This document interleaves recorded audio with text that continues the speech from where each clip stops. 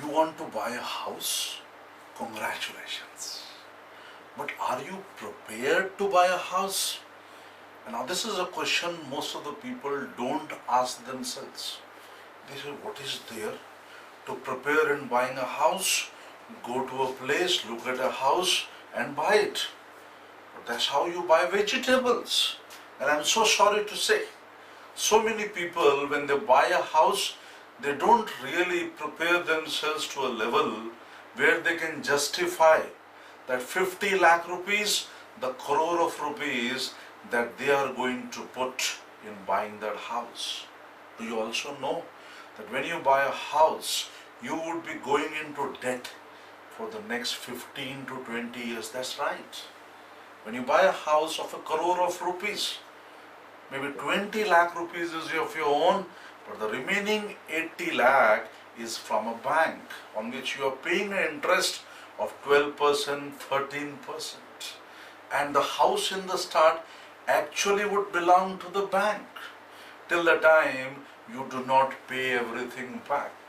So with so many things involved into buying a house, isn't it very important that we pause, we think, and then we prepare ourselves before taking a decision? When people buy houses, they spend almost 6 to 7 months searching for the perfect house. After that, even after they have given a token, it takes roughly about 2 months before the full procedure of getting into the house, taking a possession of the house is finished, and in between there are so many steps involved. There are 25 items on your checklist. Yes, I repeat. There are 25 items on your checklist that you need to tick before that perfect house would be yours. You ensure that you are not buying a house that is a little cheaper than what you can afford. But that is also equally important that you don't buy a house that you later on find, I couldn't have afforded this one. So do you know how to make that balance? Because that is critical. When you buy a house, you are buying a dynamic thing, something that is satisfying your needs for the next 10, 15 years. Whatever you buy now will not only affect you, it will also affect the way your children will grow up, the way your parents will spend their old age. It is 3 generations that get affected by a buying decision of a house. And it's a very emotional thing for most of the people. When you buy a house, aren't you very emotional about it? Yes, you are. That's why it is of utmost importance to take a rational decision and not an emotional decision.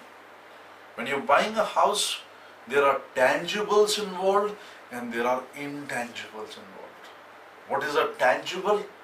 The area of the house, the way it is constructed, how many bedrooms is it got, in what locality is it situated. These are tangibles which you can easily see. But then there are intangibles involved. What kind of neighborhood it is? What is the status value attached to that particular housing society or that particular builder? What kind of environment is around?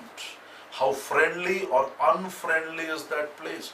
How secure is the place? So many people don't actually think that security is a very, very important aspect when you are buying a house.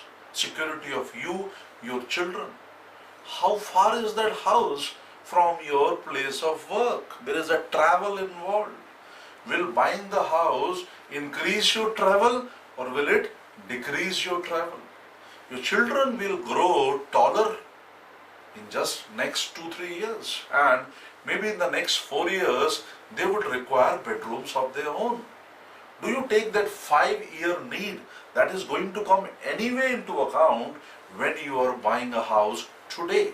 So many people, when they buy a house, after 3 years they wish that they had bought a house which was bigger, And maybe at that time you could have even afforded that, but today, after the rates have zoomed up, after the rates have become double or rates have become 50% up, that again becomes a dream that you will aspire for. So why not prepare now for the dream house? There are so many aspects involved. What is the construction of the house? What kind of a builder it is? How are the foundations? What is the longevity? How is the maintenance? What are the amenities? What are the facilities? Are there schools around? Are there nice hospitals around? How far do you have to go if you have to do shopping? And when your children are playing down, is it a secure locality? Is the security good enough so that you don't have to bother where my children is playing down? And that's why it's very important that you make a checklist of the 25 parameters that needs to be checked before you purchase your house. Because only when you have checked those 25 parameters can you say with confidence that this is a dream house that I have bought. You should not only have the value in living. Is your house also having an investment value? To make sure that after 8 years or 10 years or 5 years, whenever you are ready to purchase the new house, this house will give the best opportunities. If you are buying a house as an investor, do you know that there are entirely different set of parameters? There are some 7 additional parameters that you need to know in addition to the 25 that are required for the regular buyer. If you are an investor, you require those 7 additional into your checklist. Are you aware of them?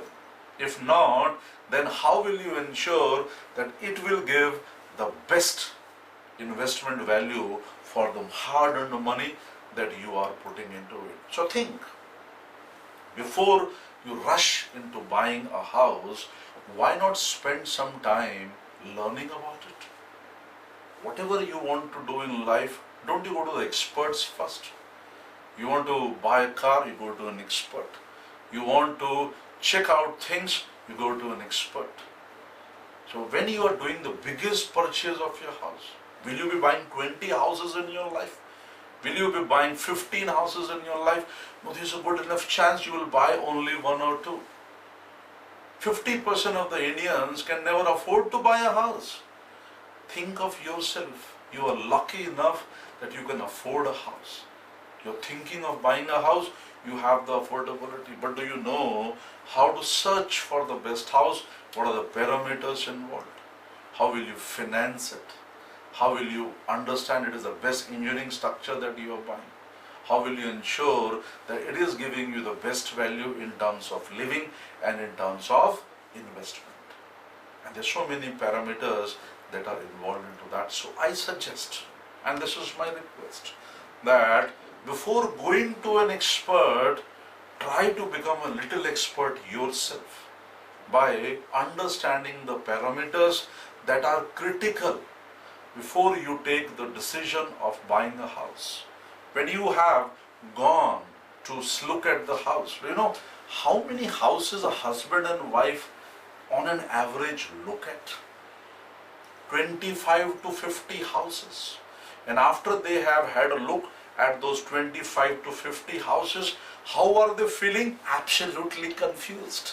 Because they know out of those 25, one is my dream house, but they do not have the decision-making capacity. They become so confused. So do you have an expert guiding you then?